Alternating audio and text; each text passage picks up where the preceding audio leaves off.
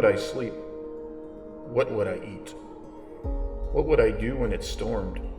If I broke a ski, were taken ill, went snowblind, or overtaken by an avalanche?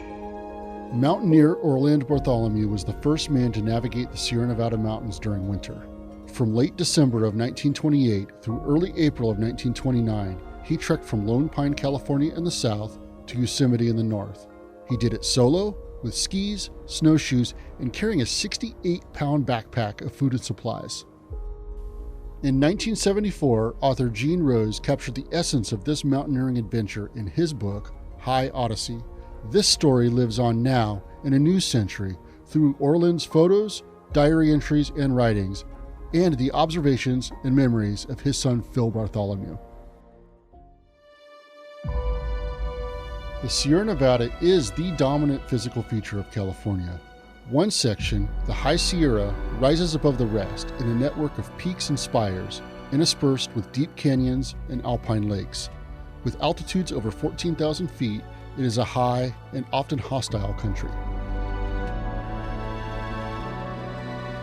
Orland Bartholomew was a rugged mountain man and early member of the Sierra Club.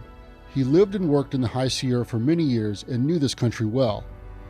His son, Phil Bartholomew, recalls his father was most at home in the Sierra Nevada mountains. When he was born in Calistoga, California, up in Northern California, and he lived there until he was 10 or 11, 12 years old. Then he left home. And by the time he was 18 or 19, he was in the mountains here. He became a trapper in the trapping pine martens, which are protected now.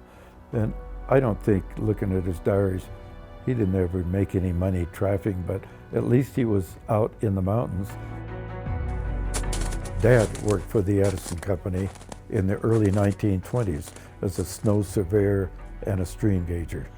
And he would spend days and days out in the mountain. He was just a loner and a rugged mountain man is what he was. The stream gauging job involved regular snowpack and streamflow measurements in the huge San Joaquin River watershed. It was strenuous work and required difficult cross-country travel and outings of several days in the snow. It was this work and the extensive backcountry experience he gained that was the genesis for Bartholomew's winter expedition. Bartholomew's expedition was not focused on his being the first to trek the Sierras in winter. Instead, he was interested in researching winter conditions through careful observations and photographs. In his February 1930 article in the Sierra Club Bulletin, he reported on his winter experience. He also included detailed weather observations and 5 photos of the expedition.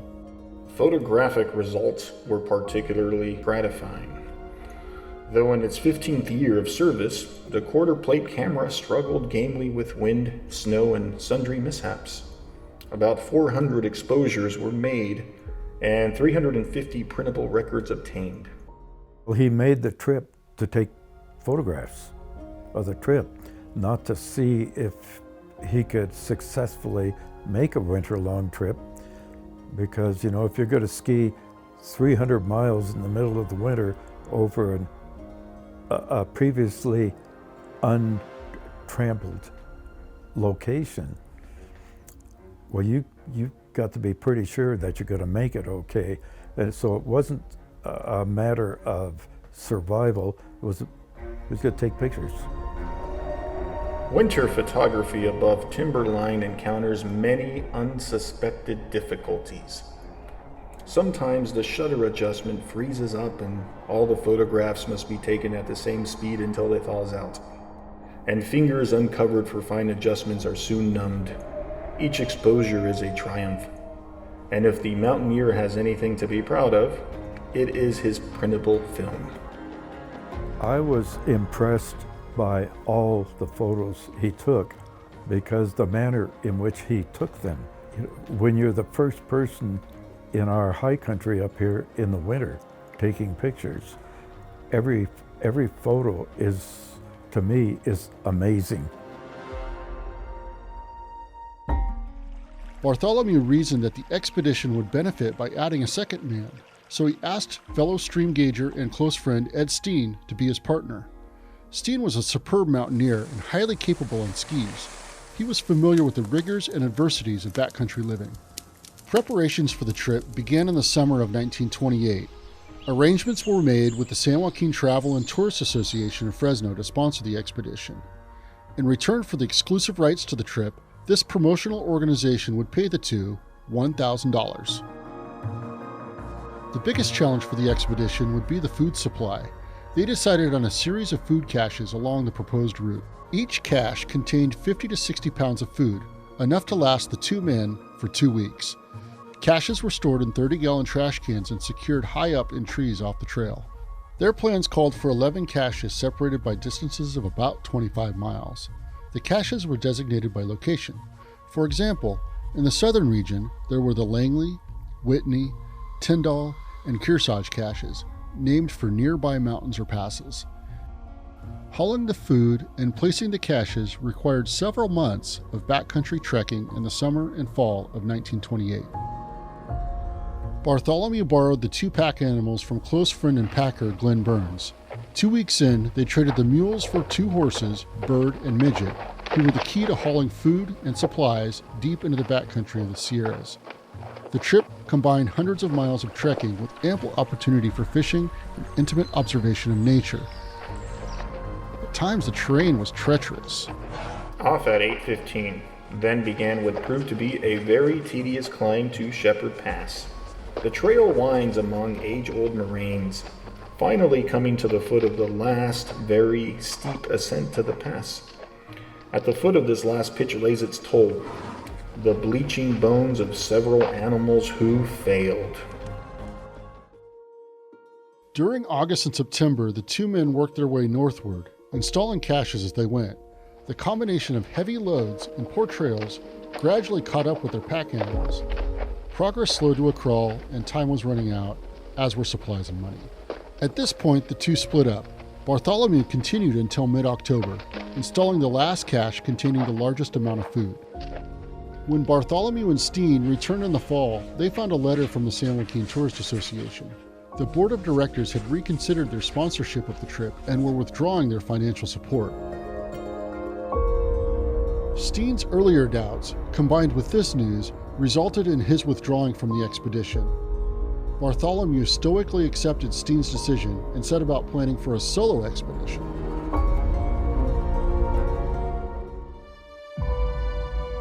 Bartholomew's winter expedition required an extensive list of gear, all to be carried on his back. His son Phil remembers hearing about how heavy the backpack was when fully loaded with food and supplies. He told me his pack weighed about 68 pounds on the average. And of course, everything was canned food in those days. And when he arrived at a cache, when we moved supplies from the cache, his pack weighed a little bit more than 68 pounds. And he used an old Trapper Nelson backpack. And that was in 1928. And Trapper Nelson backpacks had been invented in about 1922. And that was state of the art, this big old wooden frame with a big canvas bag on the back of it. In addition to food, his expedition diary describes a variety of items that made up his equipment. The big parka proves to be the most satisfactory overgarment yet tried. The coyote fur with which it's trimmed is very affectionate, and often forsakes its allotted duty for closer communion with the eyes, nose, and mouth at mealtime. The skis are of the finest hickory, 6 feet long, 3 3/4 inches wide, parallel edged and double grooved. They are a full inch wider than the ordinary sporting model, designed for heavy duty in rough country rather than speed. The little tent has more angles than a cubist nightmare, is thoroughly waterproofed and weighs 6 pounds when it's dry. And if you're careful to set it up under a well-constructed teepee of conifer boughs each time a cloud appears, it will give very satisfactory service. His list also includes cooking gear and utensils, a can opener, an Egyptian silk sleeping robe, equivalent to an insulated sleeping bag, a thermometer for taking temperature readings, and adjustable ice creepers for his boots. He began on Christmas Day in 1928 from Lone Pine, and there was a dirt road that went part ways into the hills, and the dirt road was snowed under at some point, so he got a ride to the snow. It was Christmas morning in Lone Pine.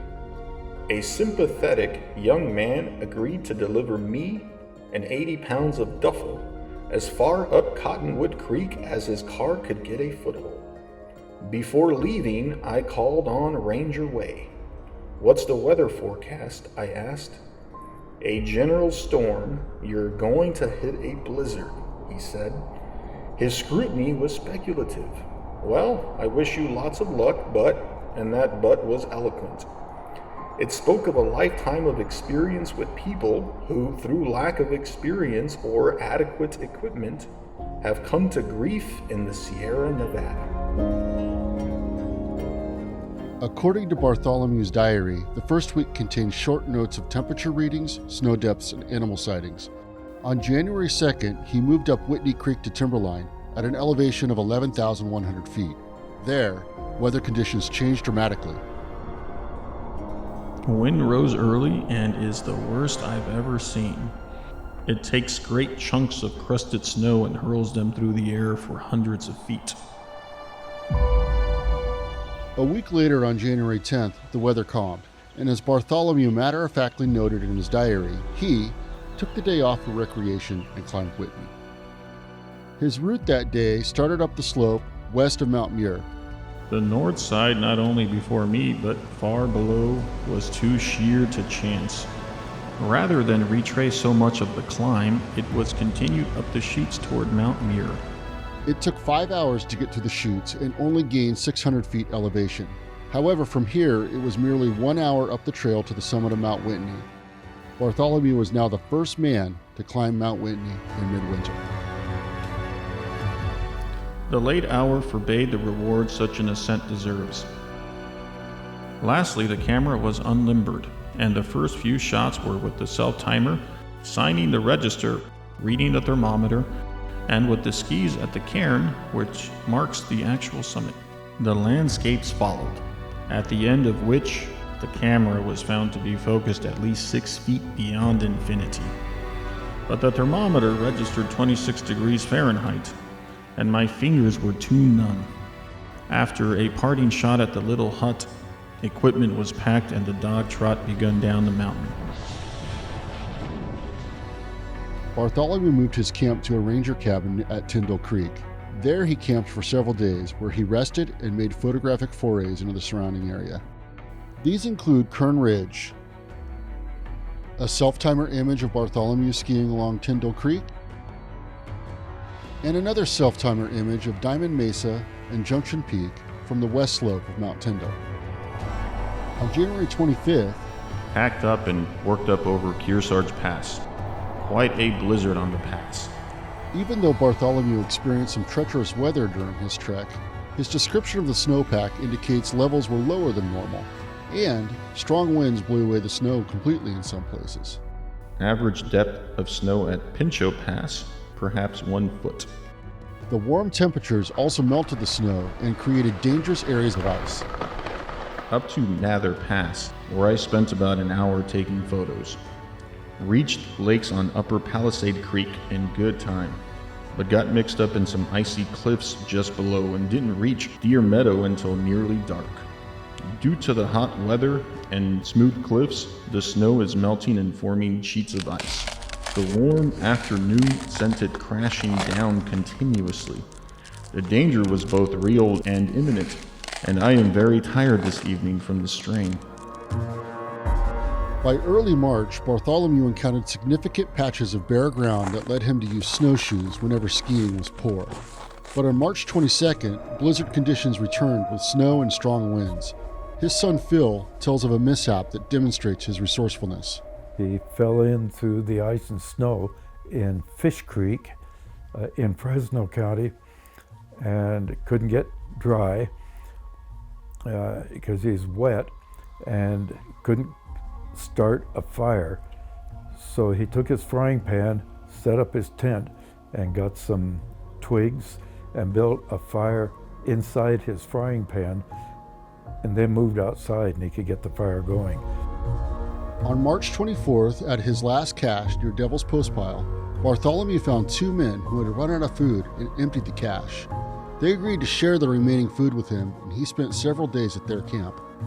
A highlight of those days were visits by noted dog sledder Tex Cushion and his dogs, who traveled to and from the Minaret's mine delivering winter supplies. By the beginning of April, he was on his way to Yosemite Valley. Ever the understated explorer, his last diary entry matter-of-factly records the end of the trek on April 3, 1929. Up early and followed Snow Creek down to Tenaya Trail and on to Yosemite Valley. Left pack at Mirror Lake and started to the ranger station. A bootlegger picked me up and took me there, attempting to make a sale en route. Dad was lucky. He made it alive. He didn't get caught in an avalanche, and he didn't twist his ankle. A ski didn't break. So I think he got lucky on that trip. Because if you're going to ski all winter along the length of the Sierra and have virtually nothing serious happen, got lucky. Orland Bartholomew's accomplishments in the winter of 1928 and 29 are significant. He was the first man to trek the High Sierra during winter and the first to summit Mount Whitney in winter. Using primarily skis, his 14-week expedition covered 300 miles from Lone Pine to Yosemite Valley. He spent 42 nights above 10,000 feet and faced temperatures as low as 14 degrees below zero. That one man accomplished this alone is an impressive feat of mountaineering. This story pays tribute to Orland Bartholomew, so that his courage, resourcefulness, and love of the Sierra Nevada mountains will live on.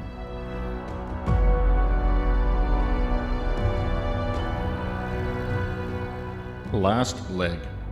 For they who are tired of planning and toiling in the crowded hives of men, heart weary of building and spoiling and building again, they offer a chaste solitude and sweet counsel. And from these the devout will come with a new song.